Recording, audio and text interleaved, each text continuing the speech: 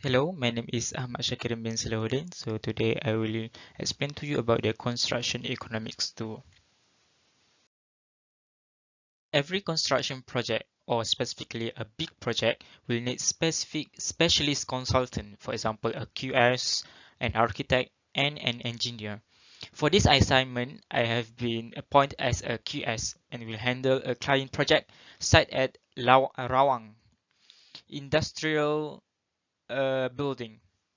So the land area for the proposed factory is 2,000 square meter with the lifespan of 60 years. The client is expecting that I will play an important role to ensure the project is value for money. Thus, this assignment, I will cover how I will advise the client in terms of cost planning, post-contract cost control, and whole life costing. First of all, we go through the cost planning. Clients come in many different varieties. They can be broadly classified under three things, which is clients who have a clear intention of their building requirement but are generally unaware of the cost implication. Another one is client who have a maximum amount of money to spend and a project in mind but are unsure of exactly what the amount of money will purchase. And the last one is the client who know their building requirements and who also have a fixed sum of money to spend on the project. Hence, cost planning can be used effectively to evaluate any of the solution to the above. For the cost planning process, the first phase is the establishment of the realistic first estimate. And the second phase is how this estimate should be spent among various part of element. And the third phase is the checking process.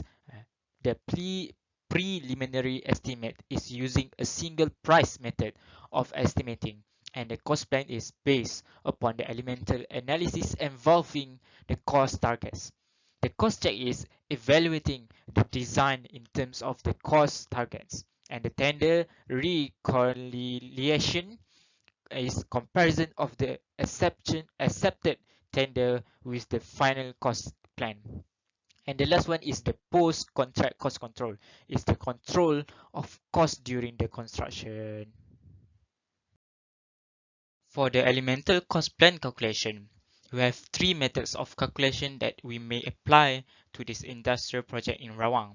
First is find the GIFA and multiply by the cost per GIFA per meter square from the previous project elemental cost analysis, which is ECA. Then the second method is work out the drawing elements quantity and multiply by the element units rates from the previous ECA. And then the last one is the best the most accurate one, which is we work out the element unit quantity and we also work out on the element unit rate and then multiply by both of them. In every project, they will surely have a cost limit. Cost limit in one form or another are used by the most clients, both public sector and those who are privately funded for their construction projects.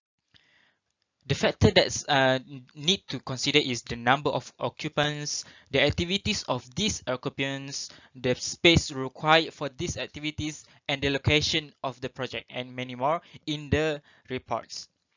And we need also to make sure it is value for money, which is reach the high and acceptable proportion and increase the site densities may become necessary. Cost analysis are widely used in the preparation of cost planning. Their costs, however, will need to be adjusted to take into account the various design factors such as size, shapes, and height. So the pricing consideration.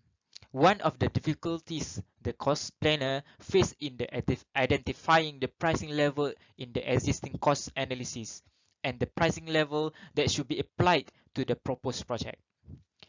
And The quantity of the element is generally referred to in a cost analysis as the element unit quantity. There are basically three ways in which adjustment for quantity can be made during cost planning, which is pricing condition, the quantity consideration, approximate quantity, and proportion methods.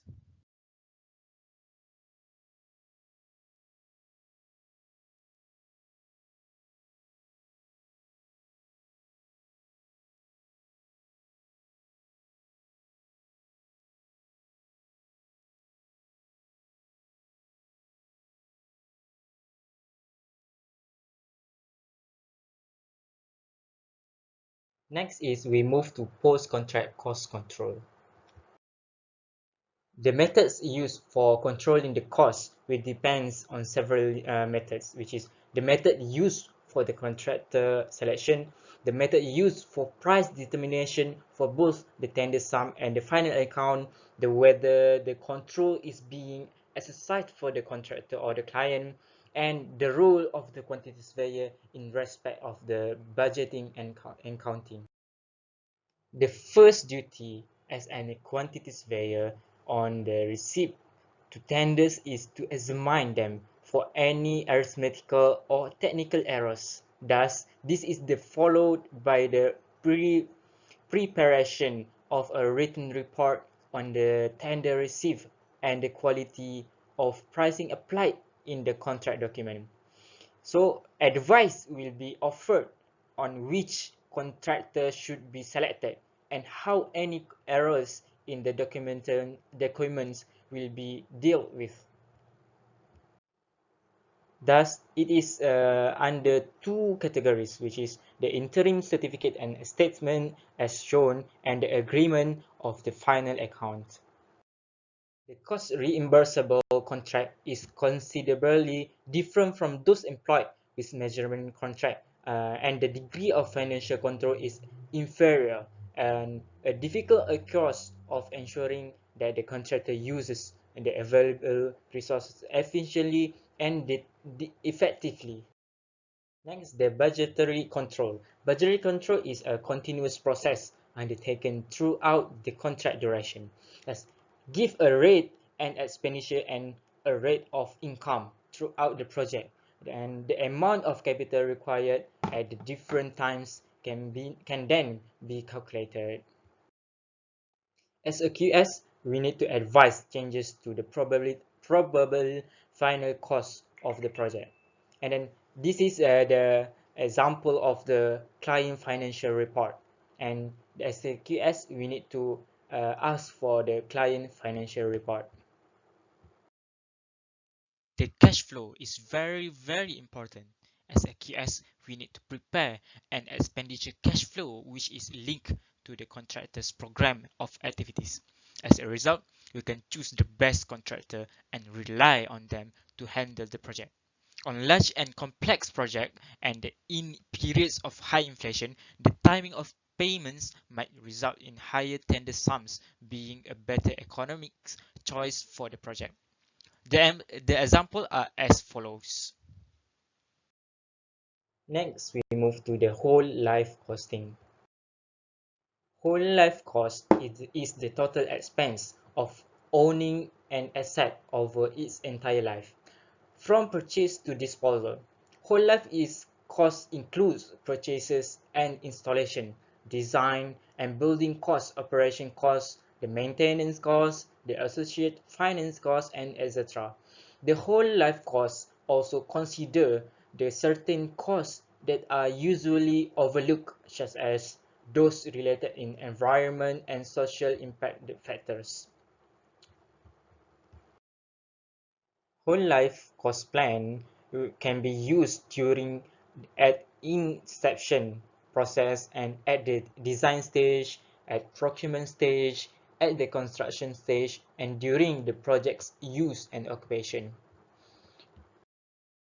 And a whole life cost plan is a plan of the proposed expenditure of a construction project over its entire lifetime. So the total information is shown as either a net present value NPV, or an annual equivalent. For example, assuming that the RM 4178 is the MPV of the decoration discount 5% over 12 years period. So the AE can be obtained by dividing this amount to the 8.863 that refer from the appendices table 5. So it is 471 ringgit. So it is clear that the longer the time between these decoration periods, the lower will be the MPV. For cost in use, there are 3R that we need to consider, which is running cost, the repair cost, and the replacement, which is, for example, the maintenance, the minor new works, the repair costs, the redecoration, and the cleaning works. As a conclusion, from learning construction economics, we as AQS can manage the project in more cost-efficient and in most economical way. For example, when AQS monitor the project management, they know the right and efficient method to avoid any additional costs or even any delay for the project.